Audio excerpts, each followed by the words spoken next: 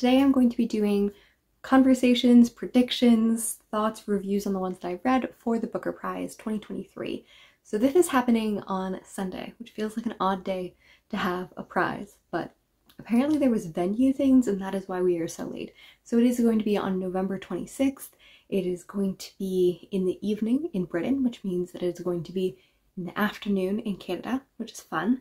And I have read only 2 of these books, but I am going to give my thoughts on all 6, and then I'm going to talk about some of my predictions, some of my hopes, some of my dreams, some of the books that I would really rather not have this prize. This is my 3rd year doing Booker season, and I think that it's just really delightful to have a ton of people that discuss the same books, that have all thoughts about those books, whether they've read them or not. And I have such a fun time with this season. So please tell me your takes, tell me your hot takes, tell me if I'm wrong, all of those things. I would love to hear your thoughts because I don't think I'm going to choose the winners that I think are the most popular. Okay, so the first book I'm going to talk about is Western Lane by Chetna Maroo. This is a book that I really hoped to have read by this time, but I did not. And this is a slim book. It is about 200 pages, and it is a very personal story as well. It deals with a young girl who's 11 years old. Her mother has died and her father becomes obsessive and relentless in his training of her and her sisters to become professional squash players. I feel like this is a book that I would really love. I like intensely personal books. I love family conversations. I love books that look at grief. I think this is a book that is completely my style, and I love that it's being shortlisted because I think stories that are so insular sometimes get less representation on that stage. And from all that I've been told about this book, I think that it has a lot to say powerfully about grief and family and growing up. The next book I'm going to talk about is the opposite of that. This is The Bee Sting, and this is by Paul Murray. He's an Irish author, and this is a sprawling saga. It looks at various people all in this family and about a bee sting, but everyone has a little bit of a different tale. And I think that I've been told that it's very interesting because you think that you know what's happening, and then later on you find a different tale, and then you find a different tale, and it's kind of looking at the way that we think of memory. I would say that I have about a 70% chance of reading this book when it becomes an audiobook. I feel like it's going to be really long, and I sometimes really love a long book. I don't know. I feel like it really depends. I don't fully have a grasp on everything that this book is about, but I feel like I could start it one day and really love it, or I could start it and be very bored by it. But now we are going to go to a book that I've actually read, and this is If I Survive You. This is a book that is very fascinating. It is a short story collection of sorts. It has interconnecting stories, and the first ones you can't even really tell that it's short stories because it begins in childhood and then it moves on and moves on and moves on until he's kind of in college, and then we jump way back and we meet his father. And Trelawney was born in Florida, but the rest of his family was born in Jamaica and immigrated here, even his older brother. And I really loved those first few essays. I read an interview with Asafri in which he said that many of these started out as essays, and because he, I think, is working on his PhD, he has written about these topics and then he kind of fictionalized them to give them further life. And I find that really interesting. I think especially around the conversation of race, because the first few stories really focus on who are you, because of the fact that he's Caribbean but he is not Spanish. And there's a lot of conversation on the one drop rule, kind of the idea that his older brother eventually tells him, Trelawney, you weren't black in Jamaica, but you are black here. And it is very interesting to see how race is constructed and how throughout his life everyone is trying to put him into a box. They're making comments on his skin color, they're making comments on how he identifies, and that definitely goes when, you know, he leaves Florida and goes to college and is in the Midwest. The problem is that these first few stories are so evocative. I thought, I was like, everyone was wrong when they gave bad reviews. Like, this is an excellent thing. Like, it's like a 4 or 5-star book. And then we kind of go off kilter. Like, I just feel out of it with his father's story. And then I liked his cousin's story, but like, we never really came back to it all. Then we jumped to Trelawney being homeless, and there's no understanding of how he went from college in the Midwest to being homeless in Florida. Like, there isn't really, it doesn't feel like those things connect. It feels like it jumped. And then we look at his brother, and then we jump again, and he's a high school teacher, and we don't know how he went from working at a nursing home to working. It feels like there needed to be a few more pieces. I feel like every story could have remained the same if there was a few other paragraphs inserted to like make the connection more clear and the timeline clear. Because I think that sometimes, like, I was confused how much time had passed. And we look at the exploitation sexually and non-sexually of Black people, how like in some cases he is getting in personal ads where he is told that he shouldn't be Black, and sometimes he is fetishized for his Blackness. And there's a lot of really meaningful conversation there. But I think emotionally and thematically, it needed to be a little bit stronger, which means I'm really excited for what he writes in the future. I just feel like this one is not a Booker winner. Now we are going to get to another micro review, and this is This Other Eden by Paul Harding.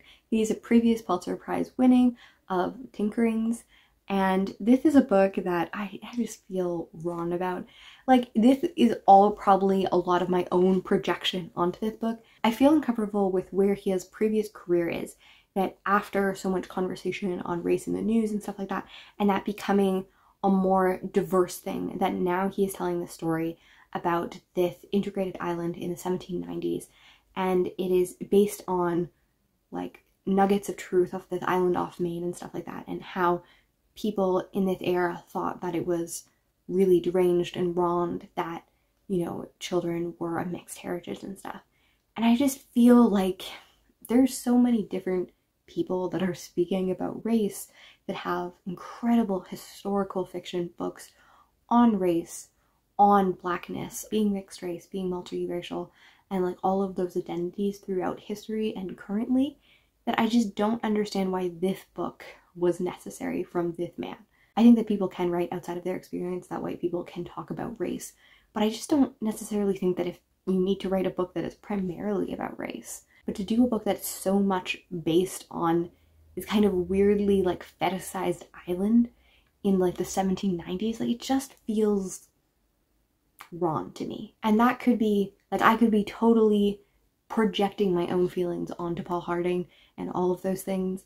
I just have no interest to read this book, and I have not heard wonderful reviews of it. The Prophet's On by our third Paul Lynch. It is a breathless book without any paragraph endings. It's just row and row and row and row of text, and it's supposed to really have this like unable to breathe, intoxicating, propulsive narrative to it. And I've heard from other readers that sometimes this feels very choking when reading and hard to manage through it. So I am waiting to be able to read it on audio because I think that that will have the lyricalness better seen, and my dyslexic brain will be okay. But this is a book that really fascinates me. It is a book that I would definitely like to read because it deals with tyranny, and it is not by another Irish author. It's taking events and the ways in which Irish people are dealing with now, and then they're just adding a little bit into the future that's very possible. And I think that that's really intriguing and very good conversation to happen.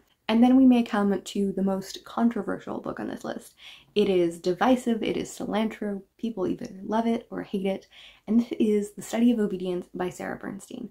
And I thought that this was going to be the case, and then I was utterly surprised. I also read this on audio, and I think that it's kind of experimental way of writing, and writing 10 words instead of 1, and using elocution instead of speech. Like, I think that had a rhythm to it that is really conveyed through audio.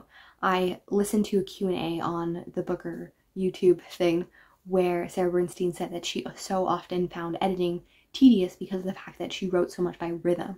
So every time she had to change the content of it, she also had to change the rhythm of it and rewrite it, and it's almost like poetry. And I think that that's very true, and I also understand why that is something that other people might hate.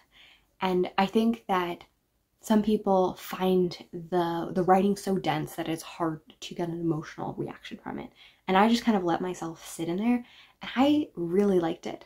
I ended up being my favorite from the Giller Prize, the Canadian equivalent of the Booker, and it took it home. So I was so excited to see that. I have a full review of this book on my Giller prediction and review, and I also have a reaction to the Giller Prize. So if you want to support Canadian literature, I think that that's a great place to go, in the description below. I really liked this book, and I thought that it had a lot to say about obedience and about kind of this ambiguity. I really love an unnamed narrator, and I think you really get to ask the question of how much she's telling the truth, how much she is interpreting the truth, how obedience and submission and power kind of interact with each other.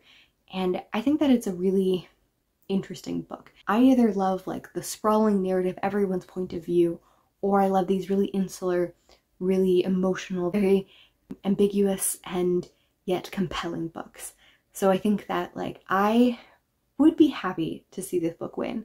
I don't think I need this book to win because I understand that this is in many ways much more of a Giller Prize book than a Booker Prize.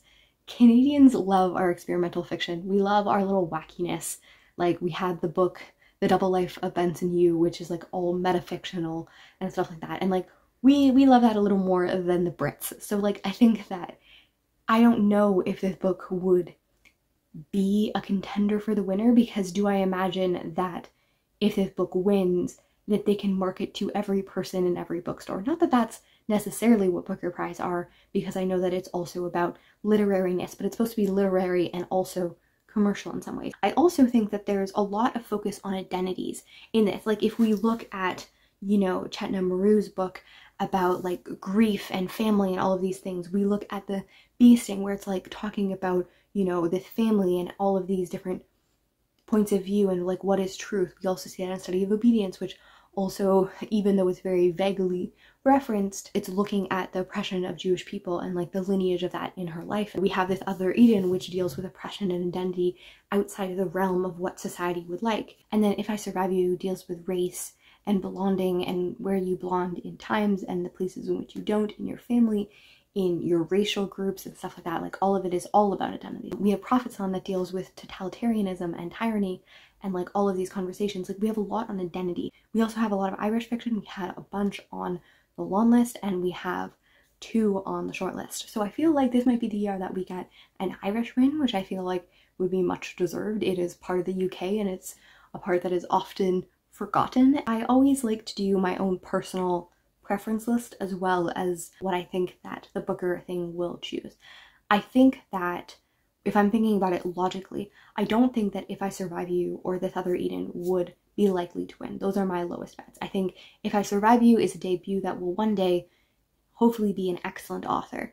I think This Other Eden is a book that feels like it's a little more messy, and I've not heard one single completely glowing review of it. So I am going on the words of other people's, but I just don't see either of these books being unanimous across the board in a jury.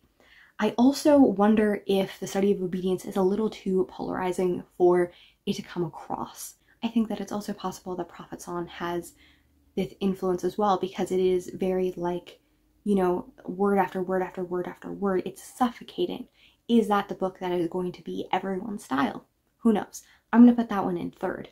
I think that there's also a conversation about the fact that it has been 4 years since a woman has won the prize in 2019. So is it more likely that Chetna Maru or Sarah Bernstein are more likely to win? I feel like it would be super fascinating to see this story about grief and about squash and about like this intensely personal novel.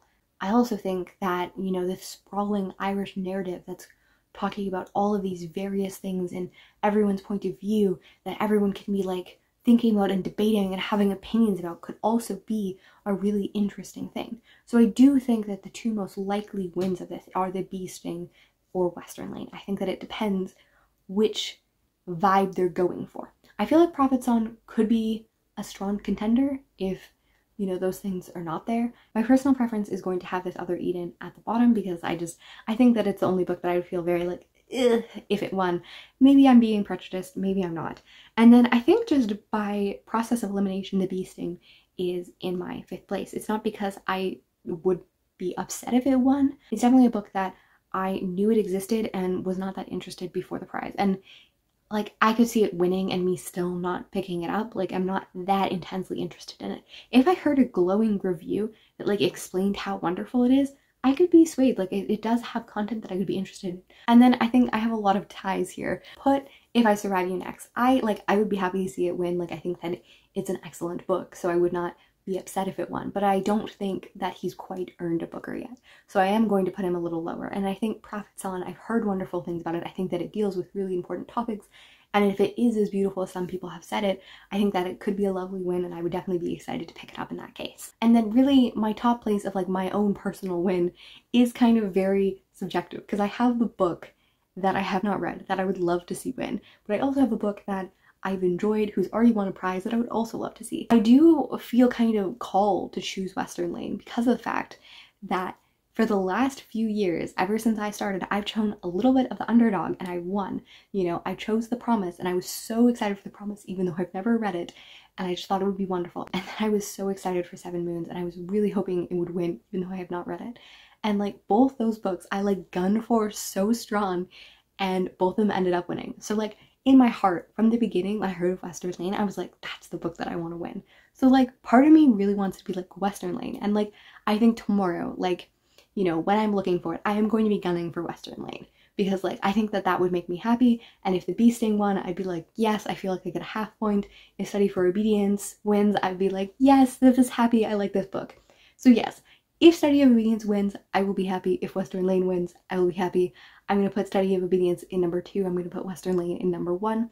So yes, do you get my rankings or did I just ramble so much? Who knows? I hope that you enjoyed Booker season. I am sorry that we're calling it quits. I love this time of year, and I feel like this long list and short list were not the most magical list for me, so I definitely felt a little disappointed in this season because I didn't feel hyped or like the same contentions. Like I wasn't as much involved in the conversation just because I was really not that hyped for this list. So I know that it's going to be a few months with no prizes, and that makes me a little sad because I want to have these strong feelings again. So I will see you, you know, in February for the Women's Prize and for all of the other things between then, and I will see you next time.